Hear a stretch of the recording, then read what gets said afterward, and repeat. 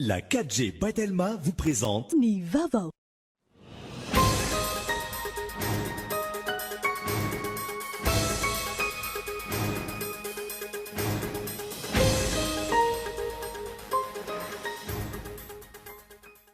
Nivoaka tamin'ny fomba ofisialy omaly hariva ny voka-panadinana baccalauréat ho an'ny faritany Antananarivo.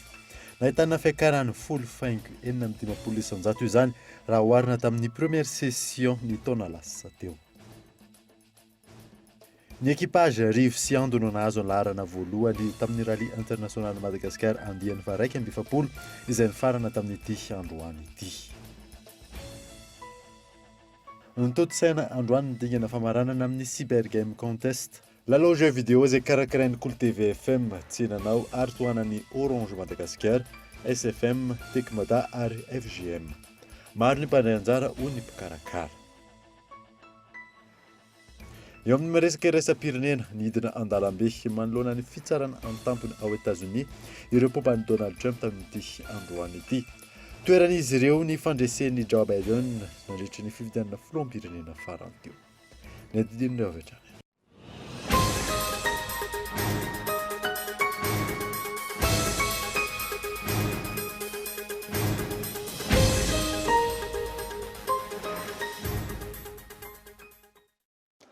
Finalitra tompoko lasy sy tompoko vavy fotoana vaovao eto amin'ny Cool TV manasanao anaraka izany hatramin'ny farany.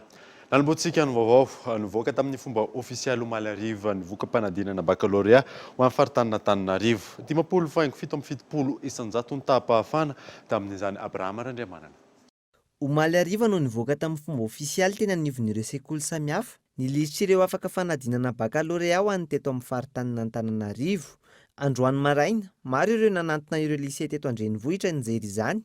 Teo ihany koa ireo nijery ny valim-panadinana tamin'ny alalan'ny gazety.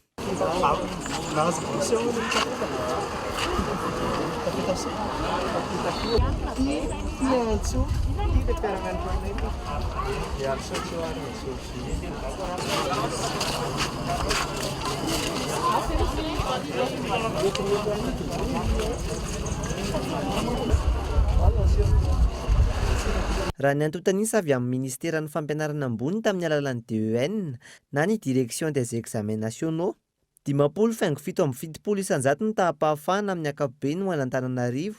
Raha toa ka 7,50 isanjato izany nandritra ny première session ny taona lasa. Arak'izany, tamin'ireo mpiadina miisa 7,907 alina ny soratra anarana, mitotaly 7,903 alina ireo nisitraka ny diplôma baccalauréat. Ho an'ny fampianarana amin'ny ankapobeny, 7,2 isanjato ny tahapahafana, raha toa ka 4,20 isanjato izany ho an'ny fampianarana teknika.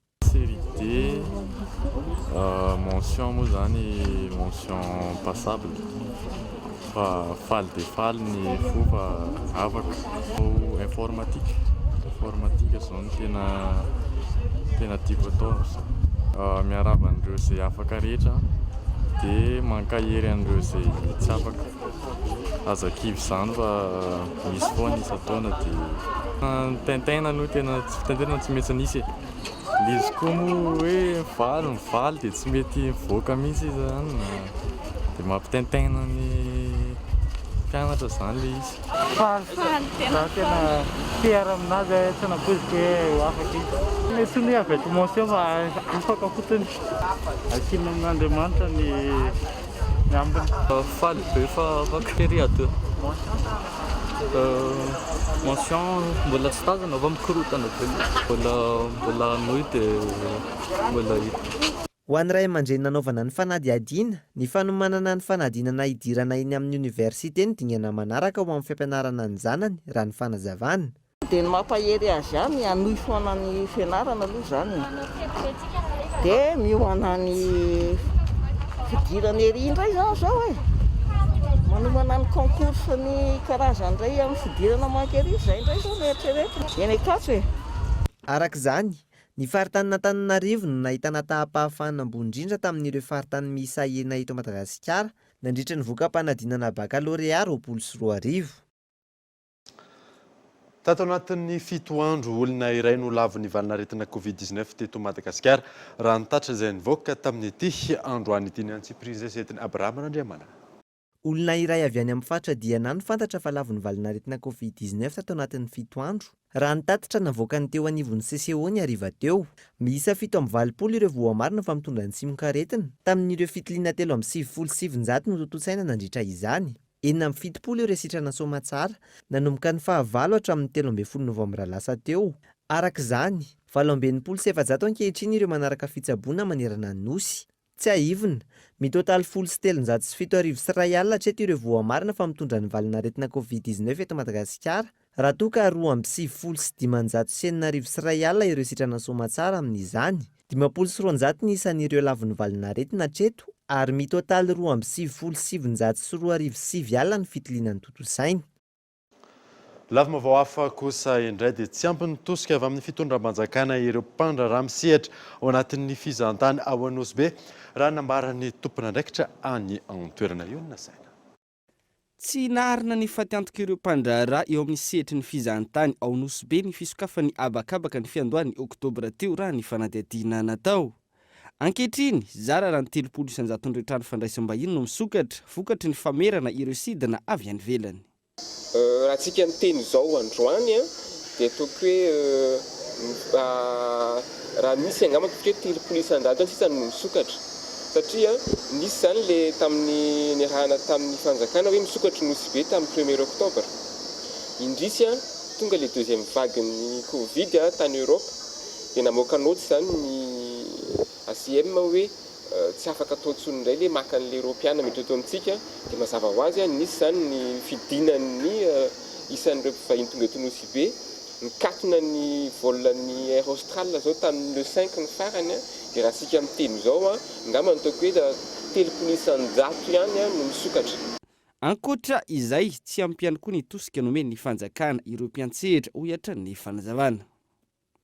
Raha hoe ny appui direct aloha na hoe mivatana zany aloha tsy misy satria efa niady zany zay nandalo teto ny filoham-pirenena, nandalo teto ny prime ministre sy ministre nangataka mihitsy zany misehatra hoe mba hisy fanampiana arabola menan'ny mpisehatra fizahantany fa tsy nisy aloha hatreto akoatra n'le ohatsika hoe fampindramam-bola tamin'ny PNAPS ho an'ny mpiasa. Iny zany no tena hoe zavatra misongadina. Dia akoatr'izay koa zany ny fanjakana moa zany anisy ihany totsika hoe mesure d'accompagnement no men'ny mpisehatra fizahantany totsika hoe resaka report na échéance fiscale, report na resaka paiement na jirama, reny zany nataoko hoe appui direct no men'ny fanjakana ho an'ny mpisehatra fa tsy hoe vola akory no nomeny. Fangatana ireo mpandraraha eo amin'ny sehatry ny fizahantany any an-toerana mba ahafahana mampihodina indray ny orinasan'izy ireo ny famerena ny fisokafindray ireo sidina amin'ny volana Desambra ho avy izao. Tontolon'ny finoana kosa indray ny alahady fa 20 ny volana Novambra ho avy izao ny ankalazaina ny fetin'ny taranaka ho an'ny FJKM Andranomahavola. Ao anatin'ny synodam-paritany Antananarivo andrefana miantso ny renim-piangonana sy ireo zanakam-pelezana ho tonga maro ny komity Yves Richard. Araka ny fandahara-potoan'ny FJKM Andramahavola anatin'ny synodam-paritany Antananarivo andrefana isan-taona ny alahady faha-efatra anatin'ny volana Novambra. Izany hoe ny alahady fa 20 Novambra ho avy izao no anamariana ny fetin'ny taranaka ho an'ny fiangonana. Isan'ny ezaka miandry ny rehetra indrindra ny zanakam-pelezana anatin'izay ny famitana ny fanitarana ny fiangonana izay antsoina ny fiarahamientan'ny rehetra hoy ny fanazavana. Ny saron'Andriamanitra voalohany dia ny fahavitantsika ny rindrina manontolo ny fiangonana. Hiatrika indray tsika ny fanatanterahana, ny ferma sy ny tafon'ny fiangonana. Ary zany no hitondranay ny fanitanana ho antsika reny fiangonana ary koa ny zanakam-pelezana satria tena hery lehibe eo ny fiangonana riavana. Ny fahatongavantsika marihana fa miditra amin'ny sivy ny fiangonana fa sy tahaka an'le mahazatra antsika amin'ny valora sasany. Misy koa ny fimbonantsika mandray ny fanasan'ny tompo ary koa ny fisehon'ny taranaka eny amin'ny alitaran'Andriamanitra miaraka amin'ny raky dehibe izay fanaontsika akoatran'izay ezaka ataon'ny isa-taranaka tsara riavaka. Nanomboka ny 20 Novambra 2012 no nanomboana ny asa fantarana ny FJKM Andramahavola. Miazakazaka ny asa na vola teo amin'ny pelantanan'ny fiangonana madiodio sy ny fiarahamientan'ny mpiangona rehetra hatrany aza no nanatontosana ny asa. Nanamafy izay antso fiarahamientan'ny rehetra izay hatrany arak'izany sy ny komity misahana ny fanitarana ho famitana ny fiangonana hatramin'ny farany. Izany dia tsy hoe kely zao asa izao fa ary tsy atahorantsika satria efa le nanao ny asa lehibe hatrany an-tranontsika hatramin'izay nanorenantsika fiangonana ity ko dia mampihery antsika irodorodo anao tanana miara mandray soroka miala milanja ny amin'izany fitaranako izany satria lehibe eo antsika tokoa ny fahatongavantsika maro voninahitra Andriamanitra ko dia manasa antsika tairony namana ny fiangonana sy fianakaviana rehetra mba ho tonga maro rodorodo ary indrindra hitantsika miharihary fa efa vita manodidina ny rindrin'ny fiangonana ka dia anafo isika resatrapon'ny tompo ary mamina vina 10 tapitrisa isika eo amin'izao fanafolana ny trano fiangonana izao dia ny ferma sy ny tafa. Efa tona katroka ny 20 Novambra ho avy izao arak'izany ny fanitaran'ity fiangonana eto Andramavolo ity.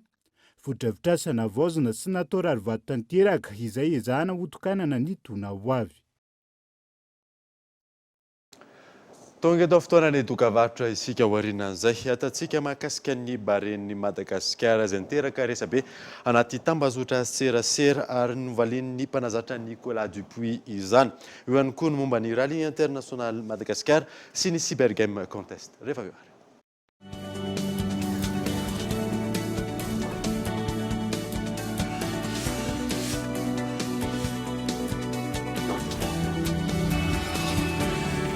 Manandanja ny safidinao, safidy anosy maitso indray any Madagasikara. Mametraka ny tetika asa finday iray mira azo raha io volena Itelma. Iaraka isika andrakotra ala indray any Madagasikara amboly azo olovany taranaka any afara. Isaky ny finday Itelma ray voavarotra azo ray no volena ka ho maitso mavana ity firenena.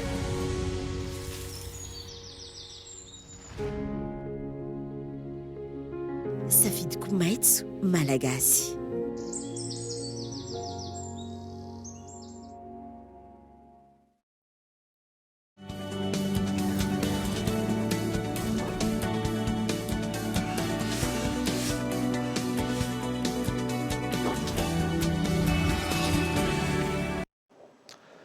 Verina eto amin'ny fampahalalam-baovao isika. Manoloana ny resabe tao anatin'ny tambazotra serasera mahakasika ny ayahy amin'ny fisian'ny mpilalao mandrafitra ny bare ho voan'ny Covid-19 nanamafy androan'ny mpanazatra Nicolas Dupuis fa vaovao diso izany Abraham Randriamanana. Taorian'ny resabe tao anatin'ny tambazotra serasera mikasika ny fisiana mpilalao mandrafitra ny ekipa pirenena mitondra ny tsimokaritina coronavirus toy ny nambaran'ny kapiten'ny Bariany Madagasikara teo aloha Andriatsima Faneva Omaly. Hita tao anatin'ny tambazotra serasera tamin'ny compte mitondra ny anaran'ny filoha teo aloha Dedera Tsiraka. Ny fanambarana izay miantsona ny malagasy rehetra hitandrina sy Omailo manoloana ny fisian'ny valinaretina Covid-19 no marian'ny nandritra izany fa ho zava-doza ho an'ny firenena malagasy raha toa ka marina ny filazana fa misy mitondra ny tsimokaretina ny mpilalaon'ny Bariany Madagasikara.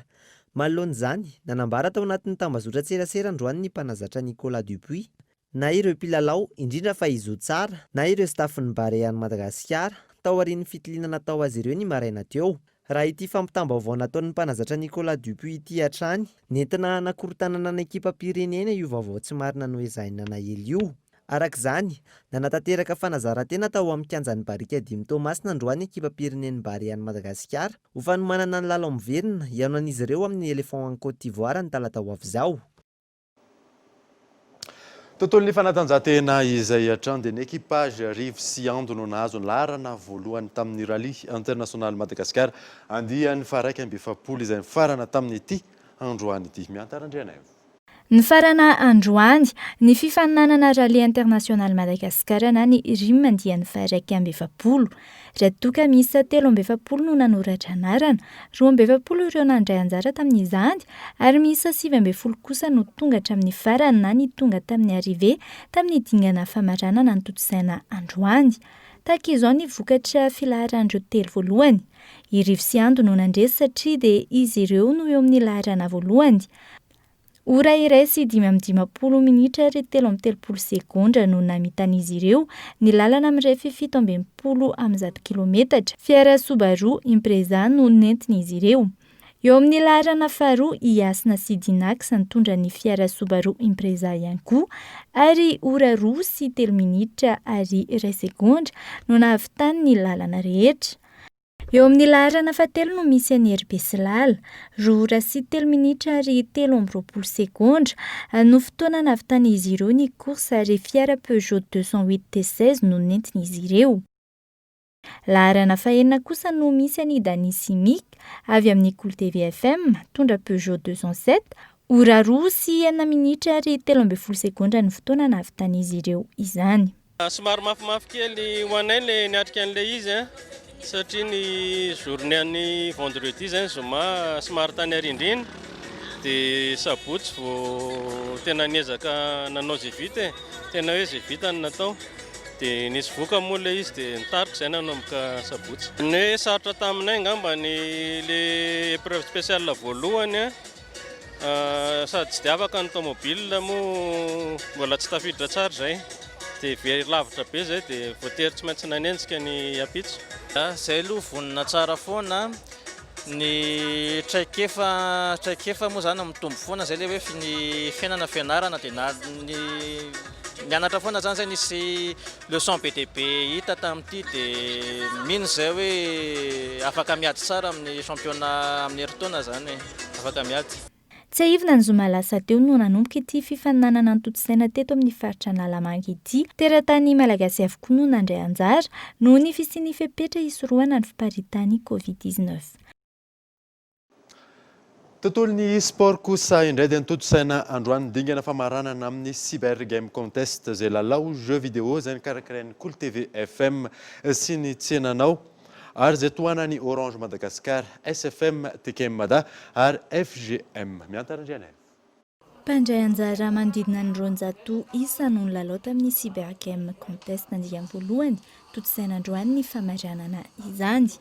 Le kilalao organisena dia cyber game contest événement izay vao nivolavolaina nanomboka tamin'ity taona ity izy io tsenanao Electronics miaraka amin'ny Cool TV, TV News miaraka amin'ny Orange sy ny communauté gamer eto Madagascar vitsivitsy ao anatin'ilay izy.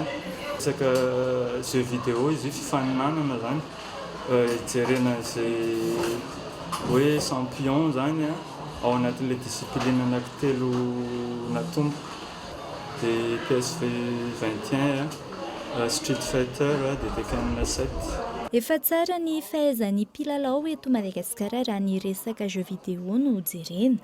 Hita nandritry nyity fifaninanana ity izany. Raha ny voa amin'ny participant rehetrarehetra aloha zany dia tena miakatra be, tena miakatra daholo par rapport amin'ny zay rankina nataony farany zany. Ny participant tafakatra teo amin'ny 26 teo zany zay tamin'ity tournoi anankiray ity. Dia hita hoe ny avancé daholo ny participant. Ny raza aman-dreny zany hatreto aloha zany dia amin'izay tena ingisa hoe niakatra daholo niveau an'ilay olona dia tsy moramora le miakatra tsikelikely amin'ilay izy zany. Donc somary sarosarotra foana ilay izy. Anjara foana hatrizay tsy dia tena hoe nisy antony manokana zany andraisana anjara fa efa discipline nalaovina hatrizay ilay Street Fighter 5. Rehetrarehetra mihitsy ny somary sarosarotra indrindra nanomboka teo amin'ny top 8 niakatra somary sarosarotra kely satria efa enjakenjana kely daholo ny mpilalao izay somary nanano sarotra kely. Efa hita daholo ny lesika rehetrarehetra angamba izay ny ilazana anazy fa tsy ho tena man'le point fa ezahana ho dépassena kely fotsiny limite. Tanjona amin'izao lalao izao ny ampiroboroboana ny sehatry ny e-sport eto Madagasikara. Andray anjara tamin'ity tokoa ny Cool TV tena mikarakara tena tao anatiny tanteraka moa zany. Dia ny tanjona dia ny promotion ny resaka e-sport satria mantsy tournoi d'e-sport mantsy le ataontsika dia ny raha masaka amin'ny tsenanao sy ny Orange Madagascar dia ireo communauté nageminy anankitelo.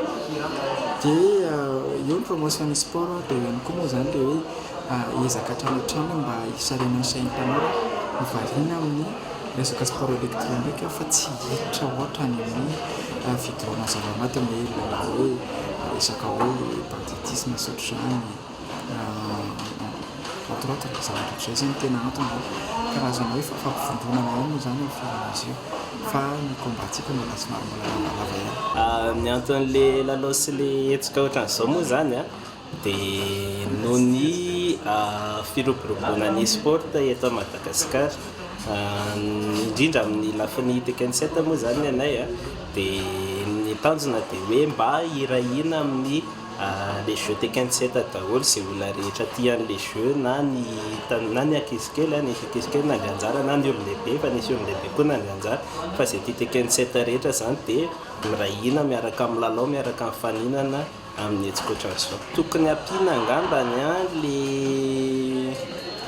information aloha ny ray et communication de l'information tokony asehoan'le olona sasan'le mbola tsy milona amin'le tontolo zany hoe le jeux vidéo tsy hoe juste milalao fotsiny dia zay dia vita fa le izy zany amin'le izy hoe efa amin'ny lafiny compétitif zay dia efa miasa saina be ohatran'le sport reny zay maha e-sport le izy.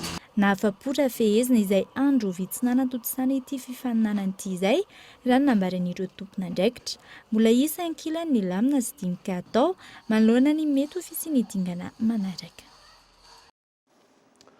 Lafy vaovao hafa kosa indray nahavory olona maro ny fampisehoana izay nataon'ilay mpanakanto afrikanina tatsimo izay fantatry ny besin'ny maro mihira ny hira hoe Jérusalem. Nitron'ny mpanakanto malagasy izy tamin'izany dia Jerry Marcos sy Mad Max andeha ro rahantsika ny santionany amin'izany.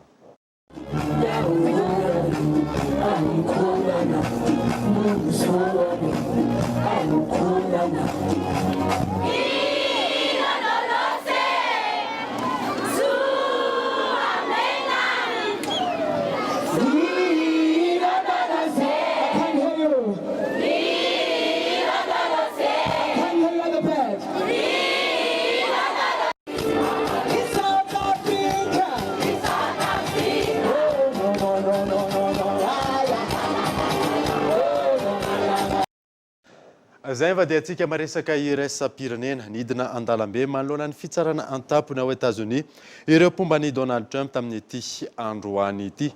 Toeriny izy ireo ny fandresen'i Joe Biden nandritry ny fifidianana filoham-pirenena farany teo. Fanadina. Avy amin'ireo tanan-dehibe maro ao États-Unis ireto pomba ny filoham-pirenena Amerikanina teo aloha Donald Trump ireto no ny famitona manoloana ny fitsarana an-tampony ao États-Unis. Ny fanoherana ny fandresen'i Joe Biden nandritra ny fifidianana filoham-pirenena hatrany ny votoatin'ny fidinana an-dalambe.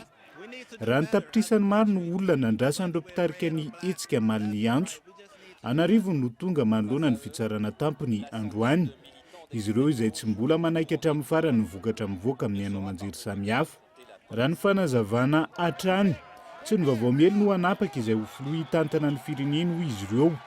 Ny fisian'ny olona maro midina an-dalambe toy izao no mbola manapirofo ny fitiavan'olona ny filoha teo aloha. Teo ihany koa ireo nilaza fa tokony ho anaty mangararatra andry ny anaovana ny fifidianana isiny fahatokisany vahoaka. Tao ihany koa ireo mbola manantena ny voany marina mahakasika ity raharaham-pifidianana ity ka hivoaka anatin'izay ny fandresen'i Donald Trump. Ity faran'izay tazana ny serana teny an-toerana androany ho fankasitrahana sy fampiporosihana hatrany ireo pomba azy tahaky ny marina sy ny mangarara mahakasika ny fifidianana. Dia izay mamarina vaovao tamin'ity androany ity ankasitrahana ianao nanaraka izany soava tsara dao tompoko.